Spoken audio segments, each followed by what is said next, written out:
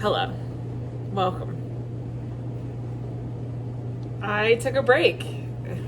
Oops. It was one of those things where I just like got busy and then I got out of the habit and then next thing you know it's March. So my bad.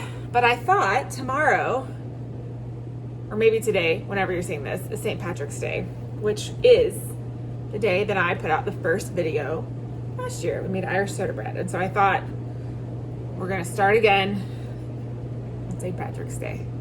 So not much has changed around here. We're in my same new little tiny apartment. I'm still drinking coffee. I have not, this is all still the same, just a hot mess. And we're gonna cook some food. So we are going to make one of my favorite things. The dishwasher's going, ignore it. This part is short. We're just gonna start some stuff in the crock pot.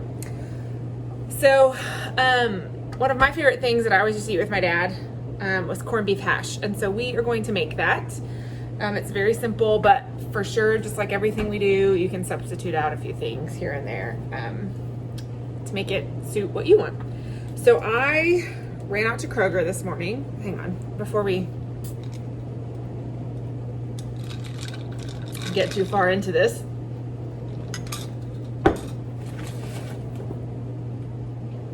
I've got a corned beef brisket. Now, corned beef only just means that back in the day, before refrigeration, they would cure briskets like this or meats in salt, rock salt, called corn. So corned beef is salt cured beef. So that's what this is. This is a 3-pound brisket. We are going to throw it in the crock pot down here with the seasoning packet that comes with it. I'm not gonna salt it until closer to the end because I don't want it to get too salty. And some beer. Now, if you don't have beer and you don't want to do that, you could do water or beef broth. Something like Guinness would be preferred, but I have just a lager beer that we're gonna use.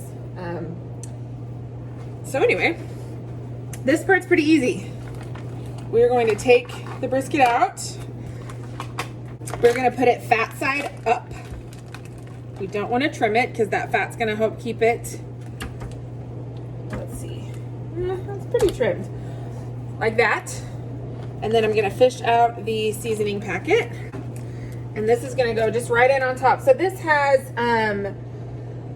fennel and coriander and bits of bay leaf and some parsley and mustard seed and all kinds of stuff.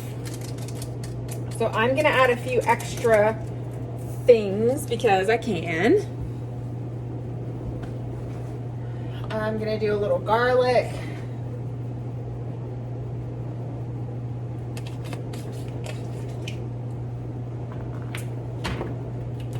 Some pepper,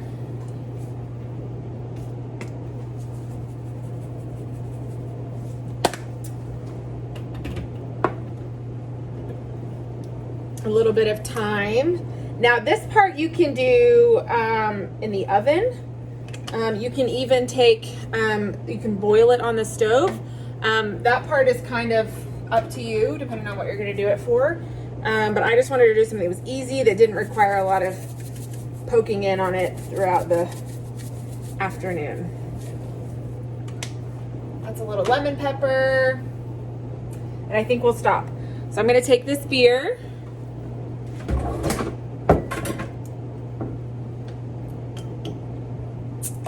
And we want to cover this with liquid. So we might need to add some water, which is totally fine.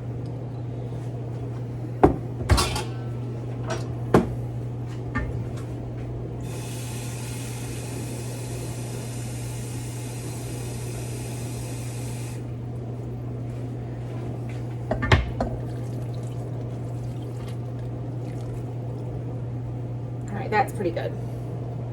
A little bit more. It kind of floats a little bit.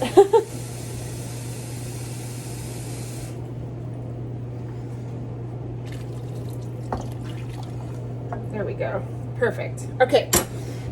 I'm gonna turn this on, put on the lid, and I'm gonna check it. I'm gonna put it on high. I'm gonna check it in 2 hours, and then I'll kind of update you once I see you again what the cooking time for this is.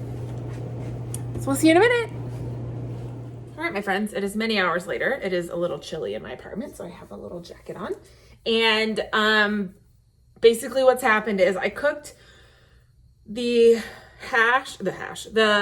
corned beef brisket on high for 3 hours and then on low for 2. And it could probably go a little longer, and I'll probably do that for the rest of the evening, for the rest of what's left over, so that I can slice it, make sandwiches or anything like that, or put it with some cabbage later. But for tonight, I'm gonna make a hash with potatoes and onion, and we're gonna poach an egg on top, which is like my favorite way to eat it. I eat it that way with my dad a lot. So anyway, good old Irish guy. I've got a cast iron skillet on my stove, and it's getting really, really hot. And we're gonna add in some olive oil. Now, if you just wanna make the hash part without the corned beef, you could use any other kind of beef or sausage or chicken or kind of anything. We're gonna start with red onion. That's what I had at home, so that's what we're using. So what you like. You could also add a whole bunch of other veggies, carrots or peas or anything like that to make it tasty and delicious.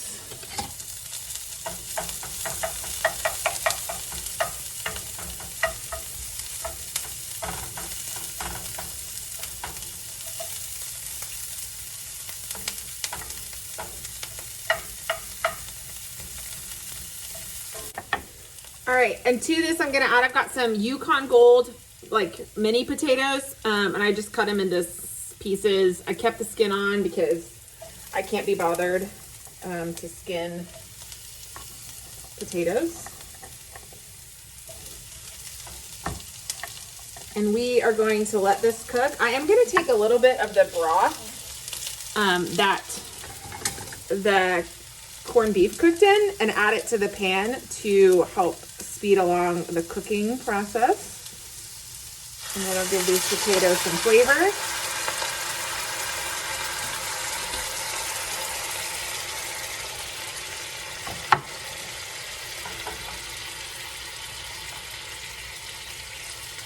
Now I'm just gonna salt this a little bit because the broth is already flavored and the beef has been seasoned, and we don't want to over season this.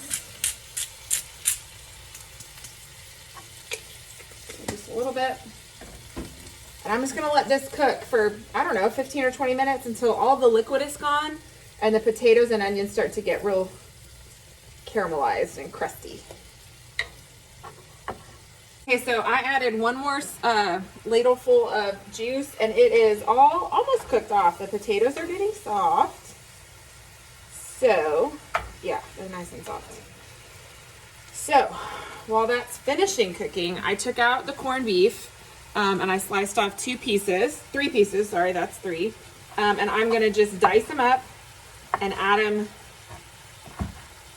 to the hash.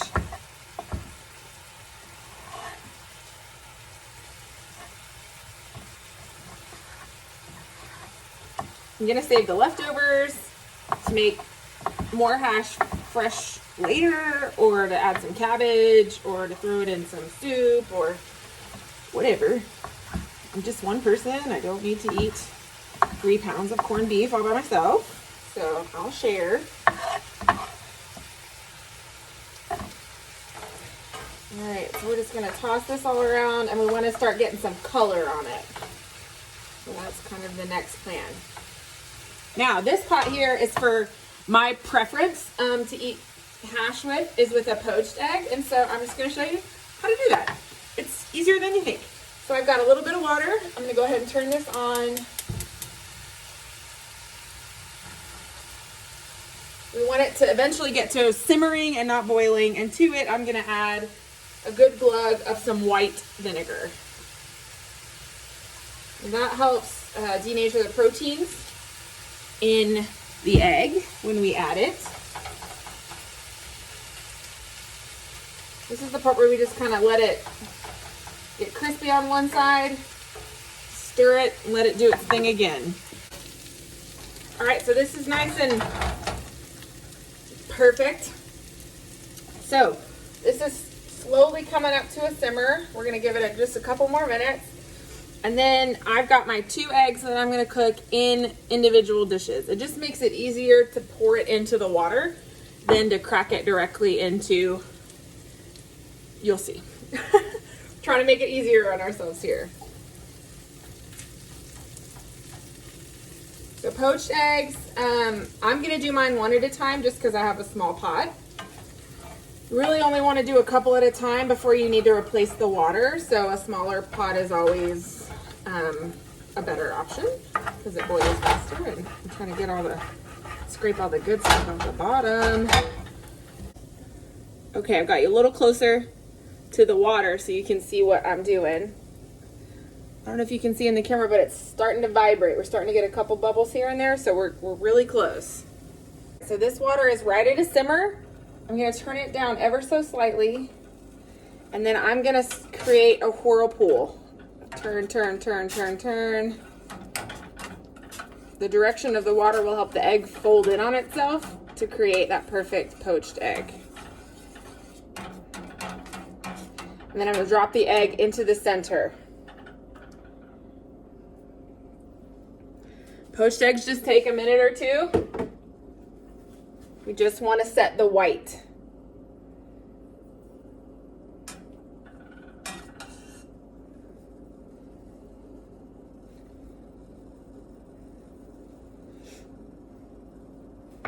So while that's cooking, I'm gonna go ahead and get my landing spot ready for him.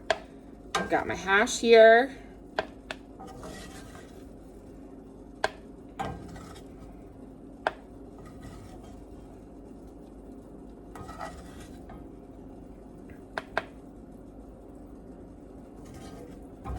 If you don't want a poached egg, you could do a fried egg or a scrambled egg or no egg at all. It's totally up to you. See how the white's still not quite set? We're gonna let it go a little longer.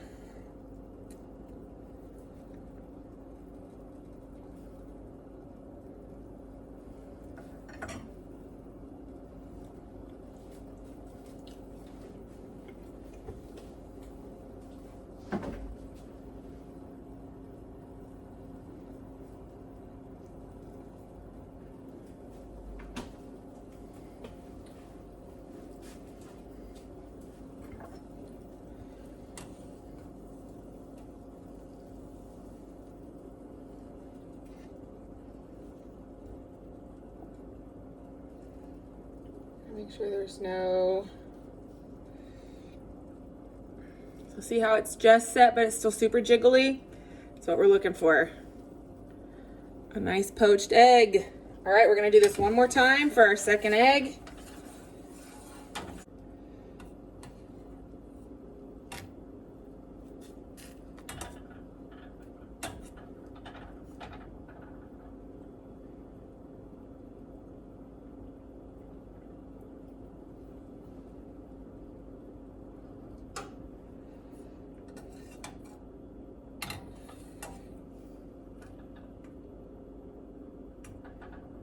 All right, poached egg number 2.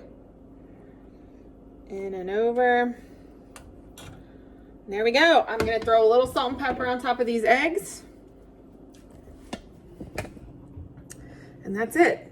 Thanks for humoring me from one of my favorite dishes. It reminds me of my dad and us eating it together. It's delicious. So in honor of 1 year of making videos sporadically, I mind you, on the internet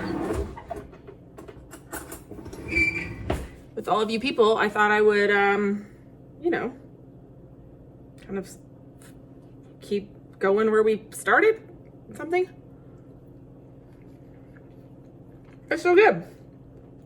So anyway, happy St. Patrick's Day. Happy 1 year. Thanks for being along with the ride and stuff. I'll see you again soon. Let me know what other things you'd like to see and we'll make it happen. All right, love you. Bye.